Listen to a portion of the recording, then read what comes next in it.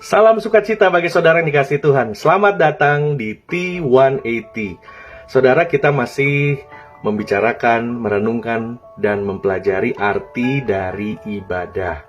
Nah, saudara, kita mau melihat surat Rasul Paulus kepada jemaat di Roma, Roma pasal 12 ayat 1 dan 2. Karena itu, saudara-saudara, demi kemurahan Allah, aku menasehatkan kamu supaya kamu mempersembahkan tubuhmu sebagai persembahan yang hidup, yang kudus dan yang berkenan kepada Allah. Itu adalah ibadahmu yang sejati.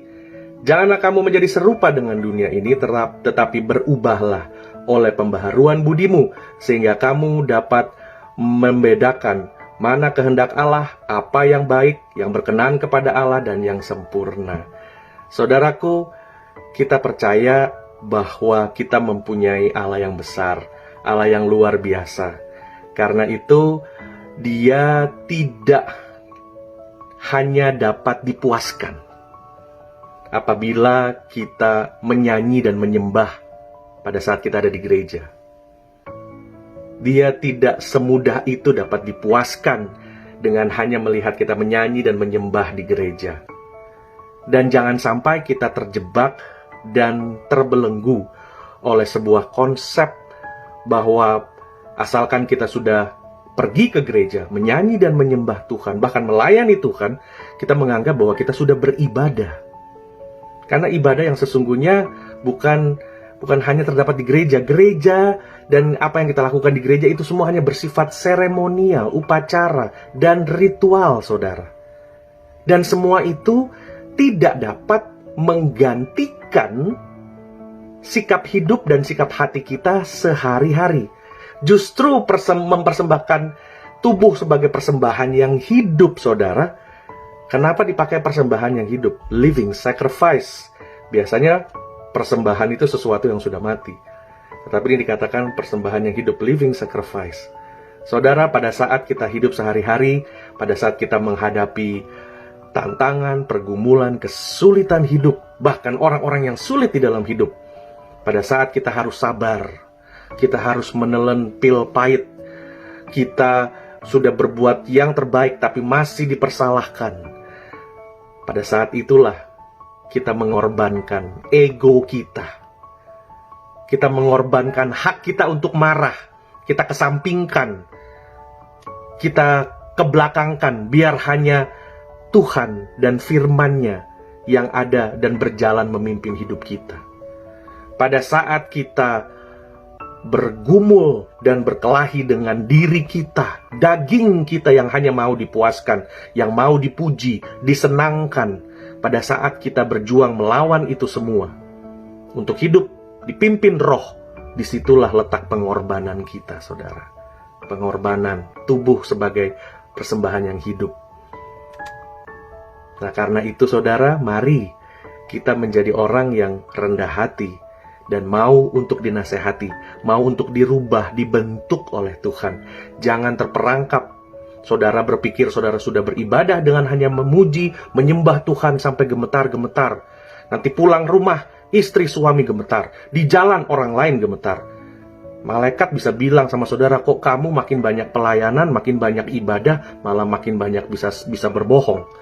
Dari situlah, saudara, kita mau sama-sama belajar. Karena salah satu arti daripada ibadah adalah proskuneo, yang artinya tiarap sampai ke tanah. Yang secara sederhana adalah memberi nilai tertinggi.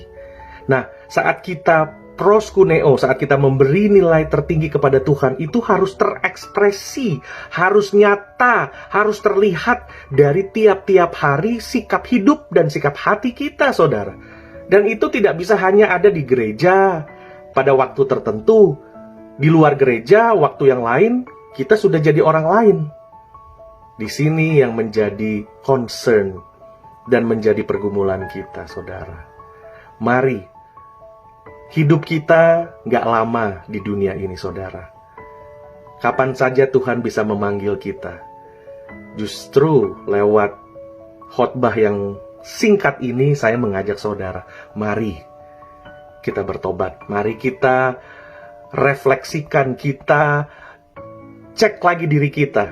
Apakah masih ada yang salah Rasul Paulus di ayat 2 dikatakan, janganlah kamu menjadi serupa dengan dunia ini, tetapi berubahlah oleh pembaharuan budimu. Pembaharuan budimu adalah jiwa kita yang diubahkan, pikiran, perasaan, kehendak yang harus senantiasa diubahkan, saudara. Harus senantiasa diperbaharui. Karena itu, saudara, saya mau mengajak saudara, mari kita beribadah kepada Tuhan tiap-tiap hari, tiap-tiap saat, saudara. Kita naikkan ucapan syukur, kita jadikan hidup kita, tubuh ini sebagai persembahan yang hidup. Jangan lagi terjebak kepada konsep-konsep seremoni dan ritual. Bahkan sampai kita mau bentrok dengan orang lain. Kita bermasalah hanya karena kita mau ingin tampil bernyanyi, menyembah di gereja, biar dilihat orang, biar kita rasakan kita sudah melakukan sesuatu buat Tuhan. Padahal semua itu dilakukan dengan motivasi yang tidak benar. Karena itu, saudara, waktunya bertobat. Waktunya bertobat, karena ibadah itu terjadi.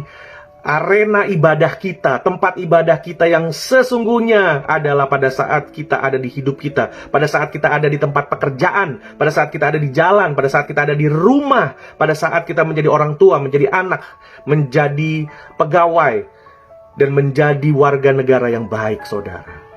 Disitulah arena tempat kita berjuang dalam hidup ini. Doa saya, saudara, biarlah kekuatan Roh Kudus mampu berbicara dan mengubah hati saudara pada saat ini. Tuhan Yesus memberkati kita semua. Haleluya.